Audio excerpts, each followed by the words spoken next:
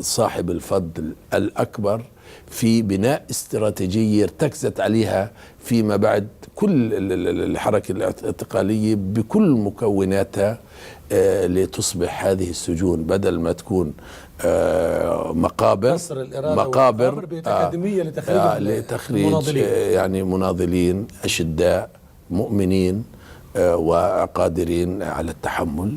ويمكن هذا هو يعني كلمة السر اللي عند الفلسطينيين. نعم. واللي فعلا يعني ساعدتنا بعون الله تعالى طبعا في انه احنا يعني نصمد. عدد حالات الاعتقال من 67 الى الان تقدر ب 850 ألف حالة اعتقال. يعني من احنا الفلسطينيين بيمثل يعني دول. يعني هذا بيعني انه من واحد من كل 5 فلسطينيين موجودين في فلسطين دخلوا الاسر.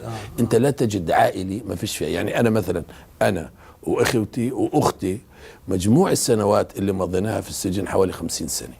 يعني انا كمان عندي اخوه اثنين، واحد قاعد 16 سنه وواحد 17 سنه، اخوي كمان اصغر ولا لا كلهم اصغر مني. واختي كمان انسجنت واخوي كمان انسجن.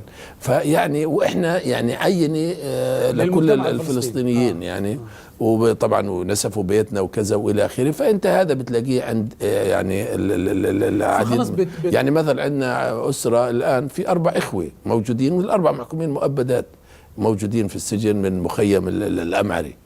شايف؟ فهذه الحالات اللي احنا يعني عاشها كل الشعب الفلسطيني.